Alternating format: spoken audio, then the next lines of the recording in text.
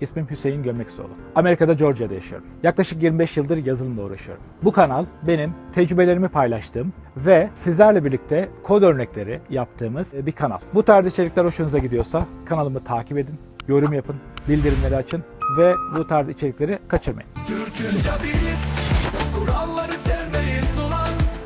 Kısa yoldan girer, bitiririz işi yılan. Kod yazmak zor iş, bırak bilen yazsın. Satış mühendisi ol, sen sahilde uzan. Uzan. Merhaba arkadaşlar, bugünkü videonun konusu satış mühendisi olmayla ilgili. Hemen söyleyeyim, bu video herkese uygun değil. Bu videonun bir hedef kitlesi var ve siz bu hedef kitlesi içindeyseniz videoyu izlemeye devam edin. Hedef kitlemiz kim? Birincisi yazılıma yeni başlamış kişiler. Eğer yazılıma yeni başladıysanız ve 6 ay gibi bir sürede yazılımcı olmaya çalışıyor veya bir şekilde para kazanmaya ihtiyacınız varsa birinci hedef kitle sizsiniz. İkinci hedef kitle, her şeyi çok teknik detayını bilmiyorsunuz ama genel kültüre sahipsiniz. Yani bir Java nedir dendiğinde bir programlama dili olduğunu bilirsiniz. Git dendiğinde ne olduğunu bilirsiniz. Regular expression dendiğinde ne olduğunu bilirsiniz. Detaylarını bilmenize gerek yok. Genel kültüre sahipsiniz veya genel kültürü öğrenebilecek bir durumdasınızdır. Siz de hedef kitledesiniz. Çocukluğumuzda hepimize denmiştir aslında. Hani size de şöyle dendiyse veya kendinizi öyle niteliyorsanız. Akıllı ama çalışmıyor. Akıllı ama tembel. Bu kategorideyseniz yine bu videonun hedef kitlesindesiniz. Azıcık kurnazsanız, yani 60 liralık bir ürün aldığınızda 110 lira verip geriye 50 TL almayı bekleyecek kadar zekiyseniz veya bu tarz böyle küçük kurnazlıklar yapan bir kişi ve bunları yapmaktan hoşlanan bir kişiyseniz. Ama tek koşulu dürüst olmak kaydıyla. Yani yalan söyleyen, üçkağıt yapan kişi demek değil bu. Dürüst kurnazlıklar yapan ve kafası bu şekilde çalışan biriyseniz. Ben bütün Türklerin bu şekilde olduğunu inanıyorum zaten. Ve paraya ihtiyacı olan ve kısa zamanda para kazanmak zorunda olan bir kişisiniz. Yani yazılım öğrenmek için 3 sene, 4 sene gibi bir vaktiniz yok ve bir an önce bir şeyler öğrenip işe girip para kazanmanız gerekiyorsa yine hedef kitledesiniz. Kurallar bizi bağlamaz bilirsin. Kısa yoldan girer, bitiririz işi yılan. Kod yazmak yok mu? İşimiz değil. Müşteri mutlu olsun, gerisi mühim değil. İlk olarak aslında kendi hikayemle başlamak istiyorum. Çoğu videoda bahsediyorum. Her videoda bahsediyorum. Yaklaşık 25 yıldır yazılımla uğraşıyorum. 25 yıldan daha uzun süredir yazılımla uğraşıyorum aslında ama profesyonel olarak bu işten para kazanmam yaklaşık 20-25 yıl. 25 yılın son 3 yılında ben satış mühendisi, yani buradaki deyimiyle Solution Engineer or Sales Engineer, SE dedikleri bir rolde çalışıyorum. Bu 3 yıl içinde 3 defa terfi aldım. Normal SE ile başladım. Aslında Senior Solution Engineer olarak başladım. Sonra Principal oldum. Şimdi Team Lead oldum. Yani Amerika'daki Pre-Sales ekibinin şu anda başındayım. Ve şunu çok rahat söyleyebilirim ki hayatımın en keyifli son 3 senesi. Şunu da yine söyleyebilirim ki ben yazılımdan çok zevk alan ve yazılım yapmaktan keyif alan biriyim. Ama satışa geçtikten sonra burada da yeteneklerim olduğunun kararını verip satışa geçtikten sonra bunun aslında bana daha doğru bir kariyer planı olduğuna karar verdim. Neden böyle diyorum? Çünkü genel bir Türklükten gelen bir pratik zekaya sahibiz. Ben bunu Covid zamanında QA Team Lead olarak çalışıyordum. QA Team Lead olarak ne yapıyorduk? Sıfırdan kurduğumuz bir ekiple yine kod yazarak test otomasyonu yazıyorduk. Bunu yaparken ne sıkıntılar vardı? Yani test yazan kişilerde biri, testin kendisi çok fazla patlar. Ve testin kendisini düzeltmek için ya çok düzgünü yazmanız lazım testleri ya da çok detaylı veya çok kapsamlı bir test yazmanız lazım ki sistemde oluşacak sorunları da göz önüne alıp bunların da testleri patlatmaması lazım. Şimdi bunun için doğru ve uzun bir yöntem var ya da workaround yapmanız gerekiyor. O anda onu toparlayacak bir workaround yapmak gerekir. Çokça yapılan hatalardan biri de mesela şudur testçilerde, hemen oraya bir slip koyarlar. Yani dersin ki şu butona bas, 2 saniye bekle. Ama hiçbir zaman şeyi bilemezsin. 2 saniye yeterli midir, değil midir? Bazen az gelir, bazen çok gelir. Ve bu tarz yapılan workaroundlar bu projenin batmasına bile sebep olabilir. Onun için mesela bu tarz workaroundlardan kaçınıyorduk. Ama yapabileceğin başka işler var ve bunların da doğru yapıldığında haftalar sürecek bir geliştirme yapman gerekiyor. O durumlarda da workaround yapmayı daha pratik buluyorduk. Ve bu da hep böyle bizim yöneticiyle kavgamıza sebep oluyordu. Çünkü workaround yapma, düzgün çözüm yap. Öyle yaparsan çözüm yetişmiyor, testler yetişmiyor. Böyle arada gidiyorduk ve hayatımın en kötü 2 yılıydı yani QA test lead olarak çalıştığım dönem. Sonra satışa geçtiğimde workaroundlar hayat kurtaran bir şey oldu. Neden böyle diyorum? Çünkü müşteriye bir ürün satıyorsunuz. Bizim mevcutta bir ürünümüz var ve bu ürünün özellikleri var. Ben bu ürünün özelliklerini test yaparken zaten fazlasıyla öğrendim. Müşteriye bu ürünü anlatırken müşteri diyor ki benim şöyle bir ihtiyacım var. Ürünün böyle bir özelliği yok veya o özellik çok belirgin bir özellik değil. Ama siz ürünü biliyorsanız ve üründe kafanızda biraz pratik çalışıyorsa ürünün adamın istediği şekilde değiştirilip adamın ihtiyacını çözecek hale gelmesini çok hızlı şekilde gösterebilirsiniz. Ve bunu yaptığınızda satış geliyor. Biz Türkler bu konularda doğal bir yeteneğe sahibiz diye düşünüyorum. Neden böyle düşünüyorum? Çünkü biz hayatımız boyunca hep bir kurallarla karşı karşıya kaldık ve bu kuralları bir şekilde nasıl aşarız bunu düşündük ve bu tarz bir şekilde yetiştik. Belki eskiden öyle değildi ama son 20 yıldır bence böyle. Onun için satış mühendisi olmak bizim doğal bir yeteneğimiz olarak düşünüyorum ben. Tabii herkesi tanımıyorum. Ben çevremdeki kişilere bakarak bunu söylüyorum. Bambaşka insanlar olabilir ama biz daha başka insanlardan daha yetenekliyiz diye düşünüyorum. Çünkü böyle kısa yolları bulma konusunda veya workaround geliştirme veya çözüm geliştirme konusunda pratik zekalıyız. Backend, frontend, test, database hepsi bir yerde bekler satışı. Sattıkça kralsın yoksa işsiz, azıcık kurnazsan yaparsın satışı. Teknik bilgin yoksa da üzülme, satış yetenek işi, genel kültür önemli. Empati kur, çözüm üret, gülümse, keyfin yerine gelsin, kaptın bonusu. Bundan sonraki kısımda bir karşılaştırma yapalım. Yani satış uzmanlığıyla yazılım uzmanlığı arasındaki farkları görelim ve siz bu farklara göre hangi kategoriye düştüğünüzde kendiniz karar verin. Şimdi birincisi, vaktiniz var mı?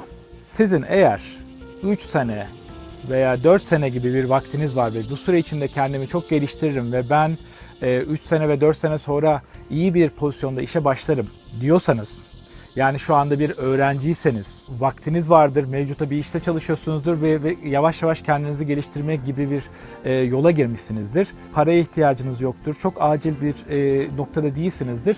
O zaman yazılım mühendisi olmak bir seçenek ve belki avantaj.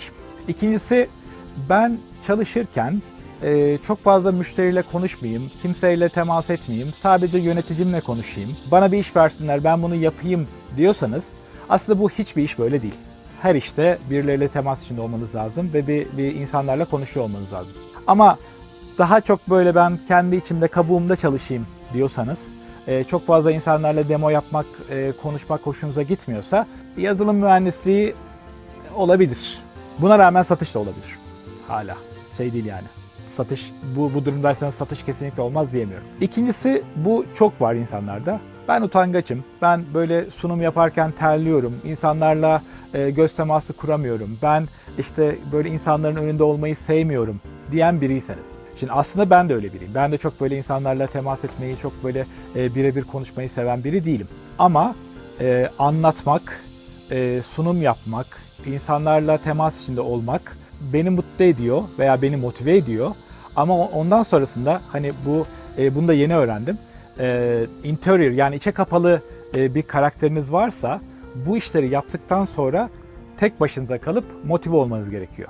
Dışa dönük bir yapınız varsa bunları yaptıktan sonra after party'ye gidip insanlarla eğlenip enerji sağlıyorsunuz. Ben tek başıma kalarak sağlıyorum. Onun için yani içe döneyim, dışa döneyim, bunlar satışçı olmak için bir engel değil.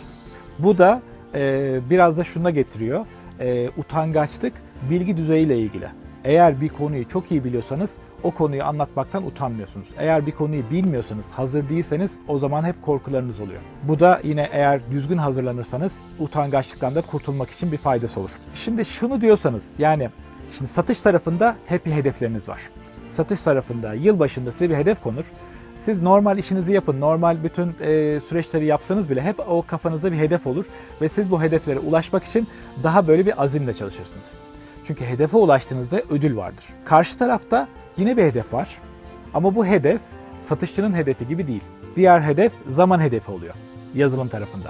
Yazılım tarafında zaman hedefini tutturmak için gece gündüz çalışmanız gerekebiliyor. Satış tarafında daha tersi. Ben bu işe ilk başladığım bir arkadaşım bana şunu söylemişti. Hiç kimse acil olarak satış yapmanızı istemez. Yani hiçbir müşteri size acil hemen bunu almak istiyoruz, gece 12'de bağlanıp bir toplantı yapabilir miyiz demez. Ama yazılım tarafında sistem patladı, gece 12'de bağlanır mısın der. Onun için hedeflerim olsun istiyorsanız, yani bir hedefle çalışmak ve hedefe ulaştığınızda motive olmak sizi mutlu ediyorsa satış mühendisliği yazılımdan daha avantajlı. Ama diyorsanız ki ben işimi yaparım, hedef umurumda değil, gerekirse biraz fazla çalışırım, gerekirse fazla mesai yaparım ama işimi yaparım, düzgün yaparım, gerisine karışmam diyorsanız da yazılım mühendisliği. Satış mühendisliğinde olmanın bir avantajı mı diyeyim? Yani şöyle, ön planda olup müşterinin gerçek ihtiyaçlarını anlamak istiyorsanız satış mühendisliği doğru. Arka taraftaysanız, yazılım tarafındaysanız müşterinin ihtiyaçları belli bir kişi tarafından toplanıyor. Bunun business analist dedikleri bir kişiye gönderiliyor. Business analist bunu inceledikten sonra size bunu nasıl geliştirmeniz gerektiğini söylüyor ve ondan sonra yazılımcı bunları yapıyor. Yani müşterinin ihtiyacıyla yazılımcının yaptığı aynı olmayabilir. Aradaki kişilerin ne kadar anladığıyla bağlı. Eğer siz gerçek müşteri ihtiyacını görmek istiyorsanız veya bunlar sizi meraklandırıyorsa o zaman satış mühendisliği. Ön planda olayım. Yani şimdi bu ön planda olmak demek şey değil, yani böyle savaştaki ön plandaki kişi değil. Biliniyor olmak. Çünkü ben yıllarca test QA'liği yaptım. Bir ekibimiz vardı. 8.000'den 9.000'den fazla test yazıyorduk. Her 6 ayda bir ürün çıkıyor ve onların detaylı testlerini yapıyorduk. Gece gündüz çalışıyorduk. 4'lerde 5'lerde yatıyorduk geceleri. Ama kimse bizim adımızı görmüyordu, adımızı bilmiyordu. Ürün çıktığında kimse bize teşekkür etmiyordu. Satış mühendisliğine geçtiğiniz zaman müşteri direkt sizi görüyor. Ve siz orada iyi biriyseniz müşteri her zaman şunu söylüyor. Hiçbir zaman çekinmiyor yani bundan. Ben işte Hüseyin'den çok memnunum. Hüseyin bize çok yardımcı oldu. Hüseyin bu konularda bilgili demekten hiçbir zaman çekinmiyor müşteri Amerika'da. Türkiye'de farklı olabilir. Ve bunun için siz daha ön plandasınız ve isminiz daha çok geçmeye başlıyor. Müşteriler sizi daha çok tanımaya başlıyor ve bir yerden sonra müşteriler sizi, mesela bir toplantı olduğunda müşteri şeyi talep ediyor. Hüseyin Bey de toplantıya gelir mi veya Hüseyin de toplantıya dahil edebilir misiniz gibi taleplerde bulunuyor. Çünkü sizi tanıyor. Siz artık daha bilinir bir insansınız.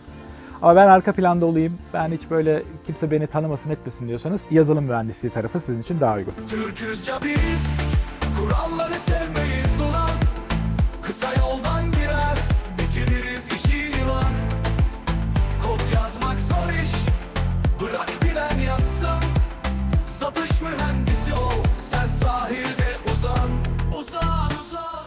Satış mühendisliğinde maaşın üstüne bonus da vardır. Bonus veya compensation derler veya komisyon diyorlar. Bu sizi motive ediyorsa, yani bu ne demek? Aslında maaşınız normalin biraz altında ama bonusunuz satışa endeksli. Eğer çok satarsanız çok bonus alırsınız. Az satarsanız sadece maaşınızı alırsınız. Muhtemelen az satarsanız işinizden de olursunuz. Yani bu tarafta bir risk var. Eğer satış mühendisi olursanız karşınıza bir risk var.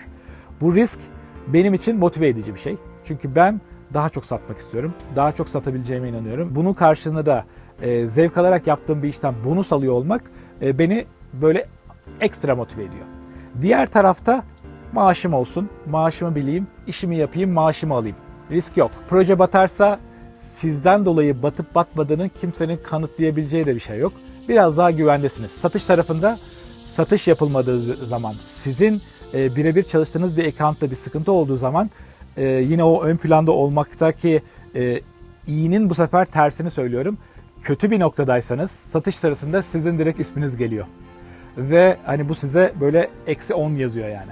Yine ikincisi, şimdi zaten bu teknik satış işi yani. Bu normal rulman satışı değil bu. Bu yazılım satışından bahsediyorum ben. Bütün bu bahsettiğim bütün süreç yazılım satışı ile ilgili. Siz yazılımla ilgili teknoloji konularında genel kültüre mi sahipsiniz yoksa detay mı biliyorsunuz? Yani sen Java'nın garbage collector'ının nasıl çalıştığını biliyor ve bunu kullanıyor ve bununla işler mi yapıyorsun? Yoksa Java'da garbage collector diye bir şey var, kullanılmayan objeleri siliyor. Bu kadar mı bilgin? Veya hangisini istiyorsun? Hani her şeyin böyle yüzeysel bilgisini öğreneyim, genel kültürünü öğreneyim mi diyorsun? her şeyin detayını öğreneyim ve her şeyi yapmayı öğreneyim diyorsun. Yapmak istiyorsan yazılımcı, genel kültür istiyorsan satışçı. Yazılım tarafının artıları olarak söyleyeceğim. Yazılım tarafında çok fazla uzmanlık var. Yani QA'den başlıyorsunuz. Normal QA var, senior var, lead var. Yazılım yapıyorsanız işte yine yazılım kategorileri var. Ne var? Backend'ci var, frontend'ci var, database'ci var, server'ci var, DevOps'cu var, technical writer var. Yani yazılım tarafında çok fazla uzmanlık alanı var ve siz işte kendi uzmanlığınızı seçip o konularda ilerleyebilirsiniz. Bir yerde avantaj çünkü çok fazla iş olanağı var ama bir yerden dezavantaj çünkü bir şeyde uzmanlaşmak zorundasınız ve bir şeyde uzmanlaşmak için önce başka bir sürü şeyi biliyor olmanız lazım. Kanalda olan genel kültür playlisti var.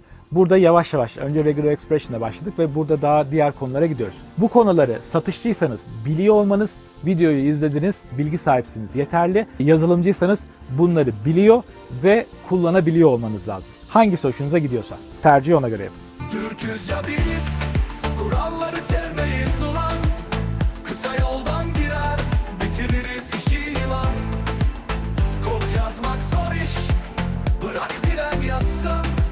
Satış mühendisi ol, sen sahilde uzan. Uzan, uzan, uzan.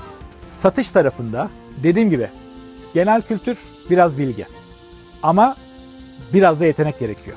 Yani siz bir şeyleri basit bir şekilde anlatabiliyor musunuz? Müşterinin ihtiyaçlarını anlayabiliyor musunuz? Bir soru sorulduğunda neden bu soru sorulduğu ve orada ne denmek istendiği ve hangi cevabın müşteriyi mutlu edeceğinin kararını verebiliyor musunuz? Bunları algılayabilmek ve bunları sezgileyebilmek yetenek isteyen bir şey.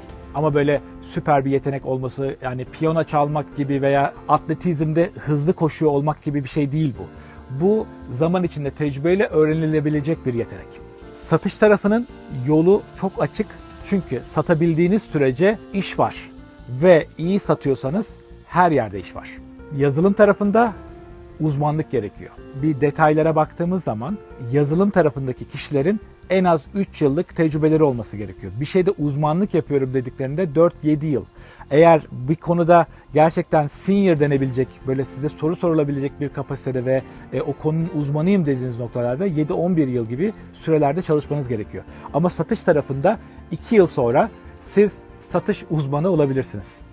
Eğer ürünü biliyorsanız, biraz genel kültürünüz var ve bu konularda biraz da yeteneğiniz varsa siz burada bir anda uzman olabilirsiniz. Yine satış tarafının bir artısı dediğim gibi Türklere çok uygun bir şey. Çünkü bizim kafa yapımız satış tarafına daha uygun. Şimdi ben hep buradaki deneyim, ben Türkiye'de satış yapmadım. Onun için Türkiye'de satış yapamadım aslında. Kendi şirketim vardı, ürünlerimizi satmaya çalışıyorduk. Çok fazla uğraştık. Şu anda görüyorum ki çok doğru yöntemlerle ilerlememişiz. Doğru şekilde yönlendirilmemişiz. Burada gördüğüm satış yöntemiyle Türkiye'de yapılan satış yöntemleri farklı. Onun için benim tecrübelerim biraz daha Amerika'ya yönelik. Ve Amerika'daki satış işleri Türklere çok uygun gibi geliyor veya ben böyle düşünüyorum. Onun için eğer Türkseniz satış tarafı avantajlı. Bence videoyu izleyen çoğu kişi, birkaç kişi tanıyorum Türk olmayan. Onlar dışındaki herkes satış tarafına uygun bence. İkinci şey, bilmek yapmaktan kolaydır. Eğer satışçıysanız bir şeyi bilseniz yeterli. Yani adam size anlatıyor. İşte belki detayını bilmiyorsunuz ama Kubernetes diye bir sistem var. İşte konteynerlarla böyle bir sistemler yapıyor, şunu yapıyor, bunu yapıyor. Çok detayını bilmenize gerek yok ama Kubernetes'in konteynerları ayağa kaldıran ve bunları yöneten bir sistem olduğunu biliyorsanız, adam size şey sorduğu zaman, ya işte sizin sisteminiz konteynerlarla çalışıyor mu? Evet çalışıyor, biliyorsunuz. Kubernetes'te çalışır mı? Evet çalışır. Kalkıp size şeyi sormuyor. Hadi bana göster demiyor. Veya hadi bana göster dediğinde orada hazır bir demo var, onu gösteriyorsunuz. Ama kalkıp bana detayını anlat, bunu nasıl setup ettin, nasıl yaptın, şunu yaptın, bunu yaptın demiyor müşteri satış tarafındaysanız. Ama yazılım tarafındaysanız biliyor olmanız lazım. Kubernetes eğer bir konteynerde çalışıyorsa sizin bir uygulamanız, konteynerde nasıl çalışacağını ve bunu gerçekten konteynerle çalışıp test etmiş olmanız lazım. Onun için bilmek yapmaktan daha kolay. İkincisi, bootcamp'e gittiyseniz, bunlara bir para harcadıysanız, bir şeyler öğrendiyseniz, bootcamp'teki bilgilerle yazılımcı olamayacağınız %95 aşikar. Ama bootcamp'te öğrendiğiniz bilgiler satış tarafına giderseniz hiç boşa gitmeyecek. Orada öğrendiğiniz her şey, en uyduruk şey bile, yani Java'daki bilmem ne değişkenin nasıl tanımlandığına kadar, yapamıyor olsanız bile sadece bunu görmüş olmanız ve bunu biliyor olmanız satış tarafı için avantaj. Onun için bootcamp'e gidenler, o paralarınız boşa gitmemiş olacak eğer satış yaparsanız. Yazılım yapmak isterseniz de boşa gitmeyebilir eğer 2-3 sene daha zaman harcarsanız üzerine. Bir başka nokta da satış yapmayan şirket batar. Eğer bir şirket ürünlerini satamıyorsa, istediği kadar güzel üretim yapsın, istediği kadar ne yapıyorsa yapsın, satamıyorsa batar. Onun için satışçı yazılımcıdan daha önemlidir. Satışçı testçiden daha önemlidir. Para kaybeden, batmak üzere olan şirketler satışçıları değil, testçileri işten çıkartır. Çünkü satmak daha iyi bir ürüne sahip olmaktan daha önemli. Çünkü satamadığın çok iyi ürünün hiç kimseye faydası yok. Ama satabildiğin dandik bir ürünün herkese faydası var.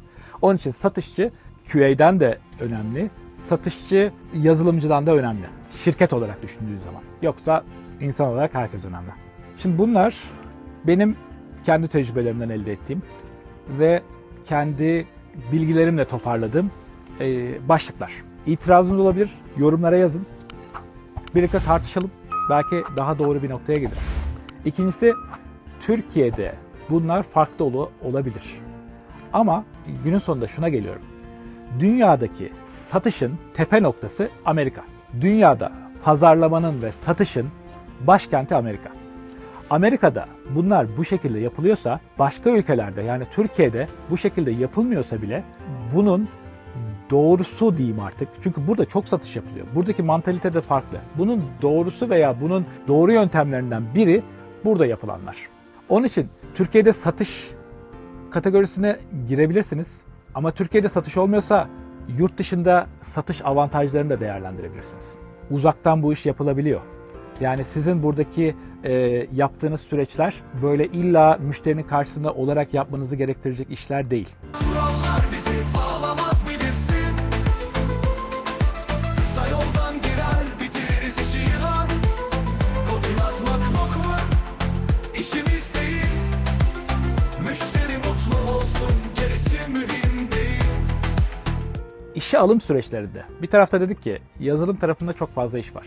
Yani backend var, frontend var, database var, DevOps var, IT var, QA var, backend'in QA'yı var, frontend'in QA'yı var. Çok iş var orada. Ve burada potansiyel de var. Satış tarafında bir tek satış var. Şimdi siz birini işe almak istediğiniz zaman, bir şirkete gittiğiniz zaman bir şirketin sizin ne seviyede olduğunuzu görmesi 2 tane soruya bakar. Size 2 tane soru sorduğundan, yazılım sorusu veya teknik sorular sordukları zaman verdiğiniz cevaba göre sizin hangi seviyede olduğunuzu çok rahat anlayabilirler.